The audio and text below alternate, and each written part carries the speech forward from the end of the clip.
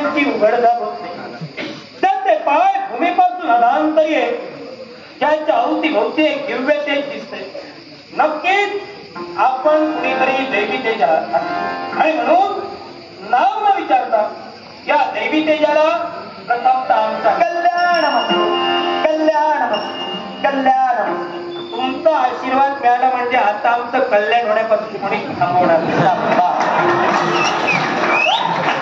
आमचा आशीर्वाद ज्यांना ज्यांना लाभला त्यांचं कल्याणच झालं. मग आता संप्रद आमच्या पत्नीच्या वर जे चालू होतं ते काय हे आम्हाला कळू शकेल. याच्या मुळाशी कारण आणि तुम्ही कोण याची आम्हाला ओळख पटेल. पंचमहाभूतातील तेजाची देवता अग्निदेव म्हणतात तो. पंचमहाभूतातील तेजाची देवता म्हणजे अग्निदेव या विश्वात भक्ती करून सुद्धा कित्येक वर्ष तपसाधना करून सुद्धा देवाचं दर्शन होत नाही आणि सहज त्या देवाचं दर्शन आम्हाला झालं.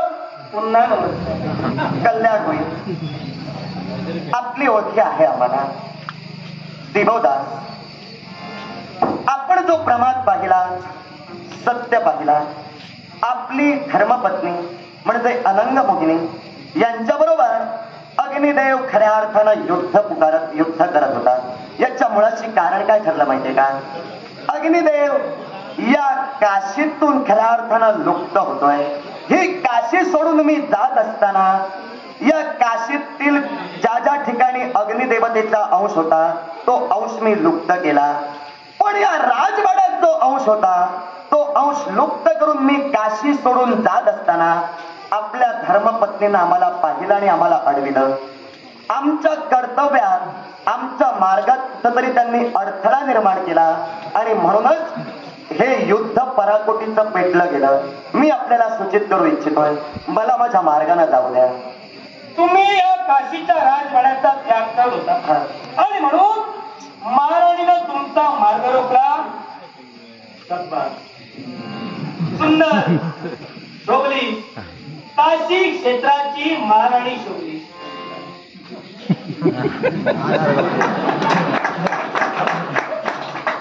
कारण काशी सोडून जातो याच्या मुळाशी कारण. दिवोदास, आतापर्यंत या काशीत शिवशंभू महादेवांचं स्थान होतं. काशी शिवमय होती. अर्थात या विश्वाचा आदिपुरुष विश्वाची रुद्र देवता जिथं या काशीत नाही तिथं या काशीत अग्निनारायण थांबणार नाही आणि म्हणूनच ही काशी सोडून अग्निनारायण जातोय. शिवशंभू महादेव या काशी क्षेत्राच्या ठिकाणी नाही आणि म्हणून तिथं शिव नाही तिथं तुम्ही म्हणे थांबणार नाही. पण अग्निदेव, तुम्ही जर का या काशी क्षेत्रातून गेलात प्रत्येकाच्या कुटुंबात आणि प्रत्येकाच्या गृही पेटणारा विस्तवा बंद होईल. तो बंद झाल्या कारणानं प्रजाजनांची उपासमार होईल. प्रजाजनांची उपासमार जर का झाली असेल अहो या विनाशी काशीचा विनाश व्हायला वेळ लागणार नाही आणि म्हणून मी तुम्हाला हात जोडून विनंती करतोय, हा हट्ट सोडा. काशी क्षेत्रात तुमचं देव वास्तव्य ते स्थिरच ठेवा. दिवोदास, हात जोडून आर्दवाची विनंती अग्निदेवाला तू केली. तुझ्या मुखातून निघणाऱ्या लाघवी शब्दांनी तुझ्यात असणाऱ्या शालीनतेचं, तुझ्यावर असणाऱ्या संस्कारांचं खऱ्या अर्थानं प्रकटीकरण या अग्निनारायणासमोर तू केलं. कौतुक त्याबद्दल करेन तुमचं. पण त्याच्या पुढे जाऊन अग्निनारायणानं जो निर्णय घेतला त्या निर्णयाशी मी ठाम आहे. या काशीत शिवशंभू महादेव जोपर्यंत नाही तोपर्यंत अग्निदेव थांबणार नाही. तेव्हा माझा मार्ग सोडा, माझ्या मार्गाने मला जाऊ द्या. काशी क्षेत्राच्या ठिकाणी शिवशंभू भोलेनाथ नाही आणि जोपर्यंत ते नाही तोपर्यंत तुम्ही इथे येणार नाही. म्हणजे या विश्वाच्या ठिकाणी शिवशंभू महादेवाच्या वतीनं शिवशंभू महादेवाची बाजू मांडण्यासाठी तुम्ही काशीत आलात असं म्हणायला काही हरकत नाही का? मग मला सांगा, तुम्ही म्हणतात शिवशंभू भोलेनाथ इथं नाहीत म्हणून तुम्ही थांबणार नाही, म्हणजे एकंदरीत शिवशंभू भोलेनाथांचा फुलका तुम्हाला आहे. मग ज्यावेळी शिवशंभू भोलेनाथांची दाक्षायणी, या दाक्षायणीनं दक्षाच्या यज्ञात त्या यज्ञकुंडात उडी घेतली. त्या यज्ञकुंडात कोण पेट घेत होतं? अग्नी. मग या अग्नीनं त्या दाक्षायणीला गिळंकृत करण्यासाठी तत्पर झाला. शिव शंभू भोलेनाथांच्या संसाराची वार्ताहत केली. मग शिवशंभू महादेवांचा जर का एवढा फुलका होता तेव्हा त्यांच्या संसाराची वाट लावली, मग आता त्यांचा संसार जोडायला का आला?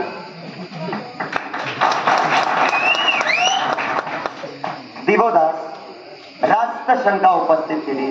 रास्त उत्तर सुद्धा अपेक्षित आहे. अपेक्षित उत्तर मिळणार त्याबद्दल तू संकोच बाळगू नको. पण जिथं ज्या स्वरात ज्या शालीनतेत तू बोललास, भावना माझ्या उंचावू लागल्या, तेव्हा मी सुद्धा त्या शालीनतेनंच तुला उत्तर देणार. ऐक, फार छान बोललास. दक्ष यज्ञात दाक्षायणीनं आपला देह जाळून भस्म केला होता. काय केला होता हे जगाला ज्ञात आहे. पण त्या दाक्षायणीला अग्नीनं गिळंकृत केलं होतं. म्हणजे त्यावेळी शिवशंभू महादेवांच्या संसाराची वाताहत अग्निदेवतेमुळे झाली. मग त्याच अग्निनारायणाला आता शिवशंभू महादेवांचा पुळका काय येतोय याच्या मुळाशी कारण आहे.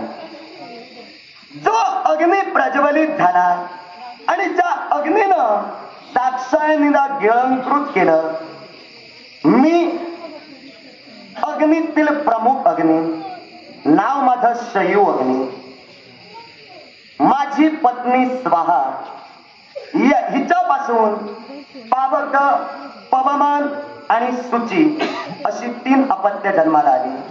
माझे पुत्र आणि पौत्र यांची एकूण संख्या 39, 49. तेव्हा त्यावेळी दक्ष यज्ञात जो अग्नी प्रज्वलित झाला तो अग्नी त्या दाक्षायणीनं योग बलाच्या जोरावर अग्नी प्रज्वलित केला होता. अर्थात तो अग्नी म्हणजे योग अग्नी याची कल्पना रिपुंजय दिवोदास आपल्याला असेलच. त्या योग अग्नीद्वारे त्या दाक्षायणीनं आपला देह खऱ्या अर्थानं जाळून भस्मसात केला. जी दाक्षायणी मला माझ्या मातेच्या जागी आहे, त्या मातेनं अग्निनारायणाचं आव्हान योग सामर्थ्यानं केलं.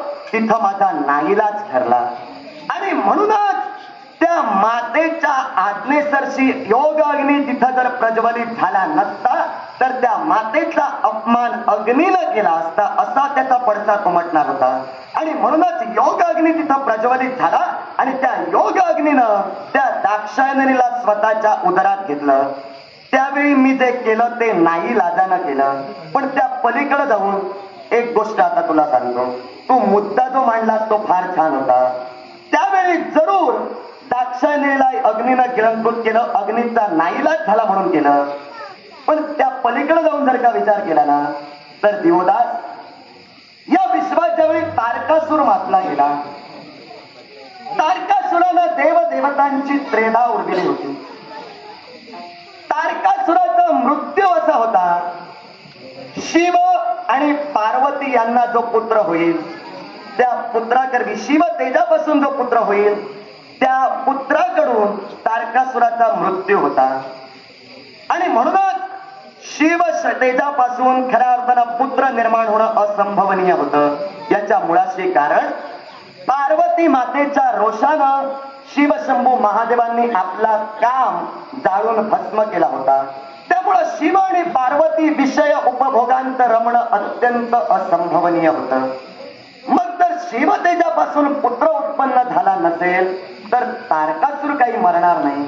म्हणूनच या विश्वात अग्नीनं जे कार्य केलं होतं ते फार महत् कार्य समस्त देव देवतांच्या अनुमतीनं मी केलं.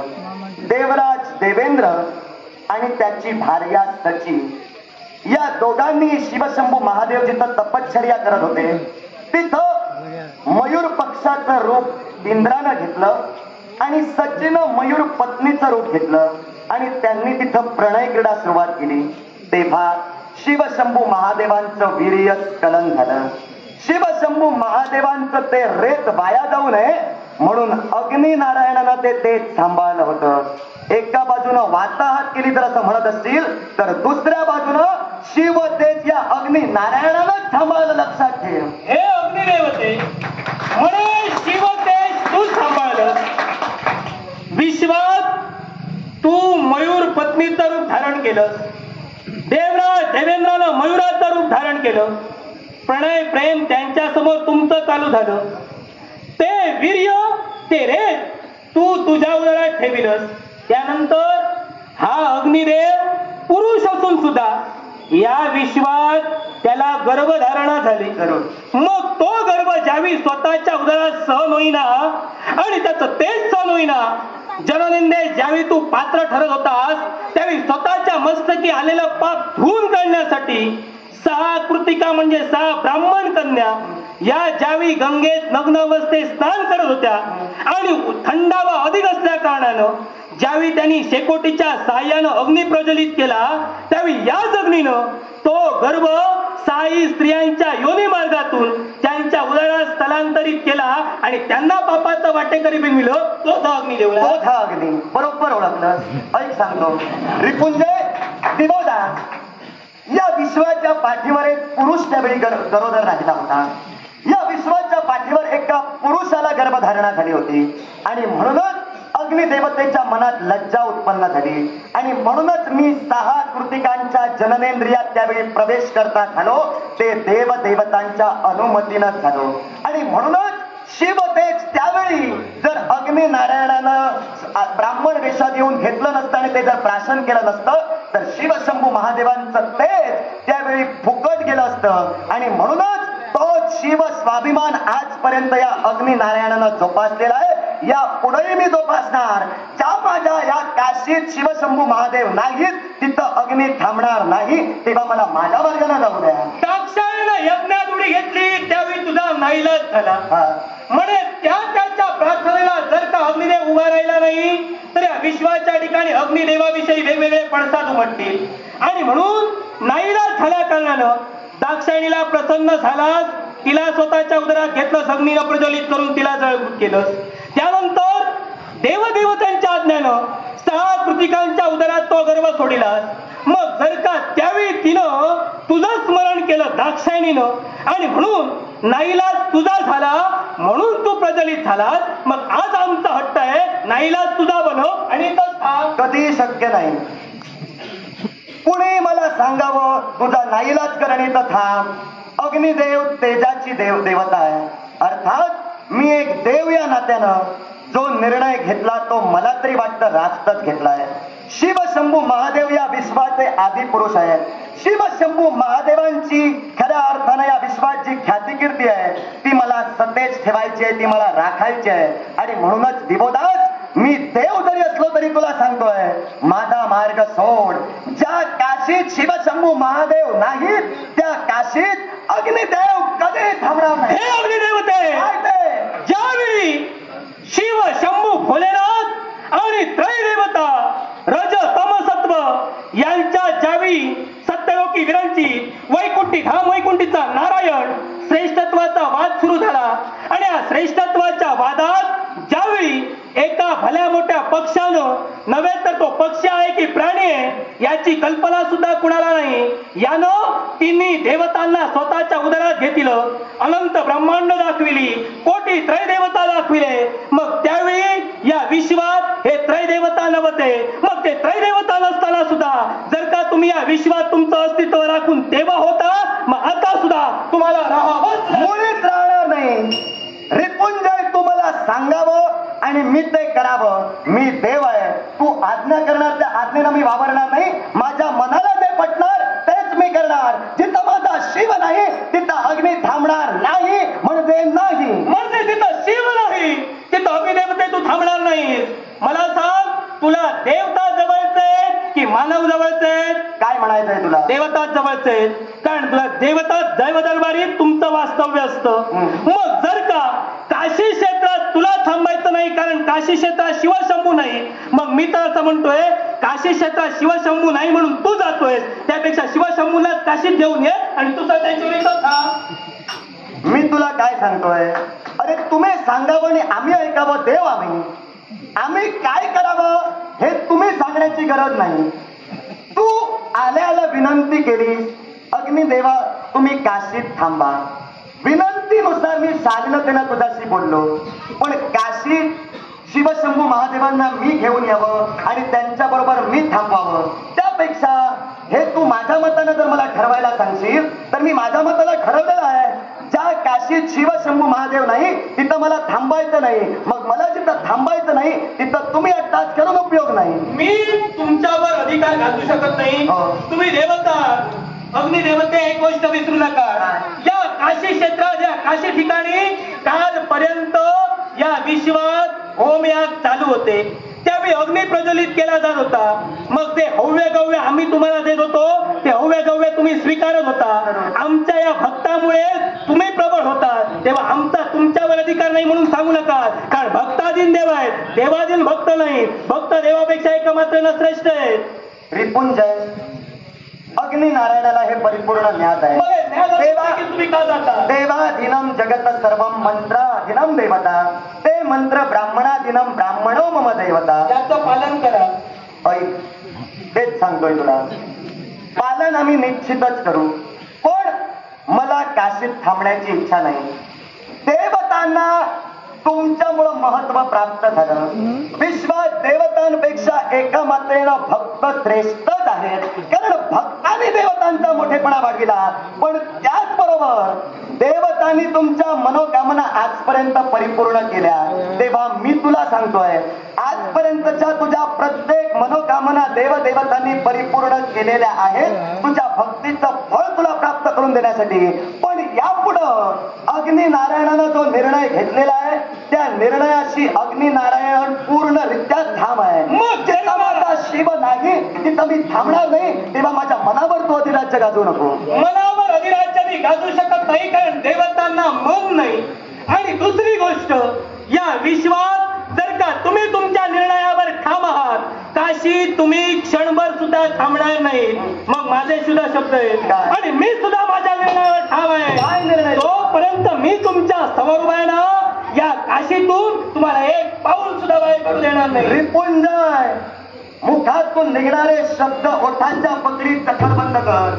अग्नि नारायण ही काशी सोडून जाणारच आहे. आणि ही काशी अग्निनारायण कसा सोडतोय हे मी तुला दाखवायलाच दाखवेन. मग तुम्ही काशी कशी सोडता हे मला दाखवा. मला आता ते पाहायचंच आहे. मग तुला जर पाहायचं आहे माझ्या मार्गात जर उभा राहशील तर प्रसंगी तुझ्याशी बंद करून अग्निनारायण तुला चेक करून निघून जाईल. लक्षात मग जर का तुम्ही माझ्याशी बंद करण्यासाठी म्हणत असाल नाईलाज आता माझा आहे आणि म्हणून त्या नाईलाजापर्यंत तुमच्याशी शस्त्र घेऊन स्वाभिमान रिपुंजय पाय देईल तुम्ही लग्नासाठी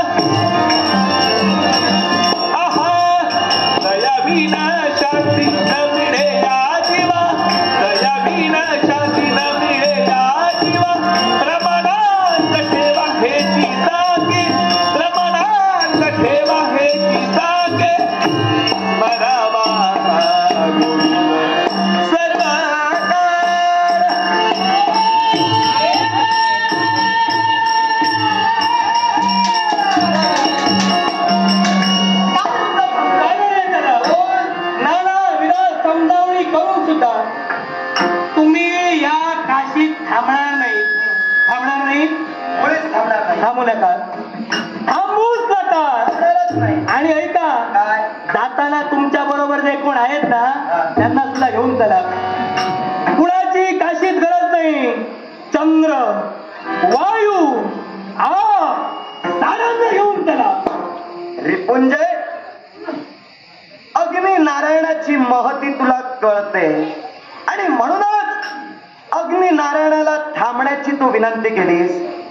युद्धाला खऱ्या अर्थानं तू स्थगिती दिलीस आणि आता सांगतोय अग्निदेवा, तुझ्या सही जे जे देव आहेत त्यांची मला गरज नाही.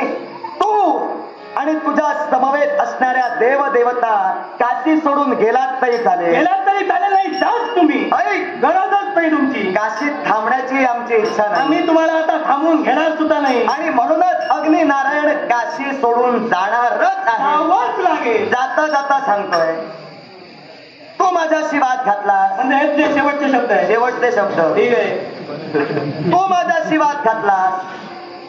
अनंग मोहिनी तुझ्या पत्नीनंही वाद घातला. भले आज तुमचा माझा वाद असेल, पण उद्या या काशीत माझ्याच नावाने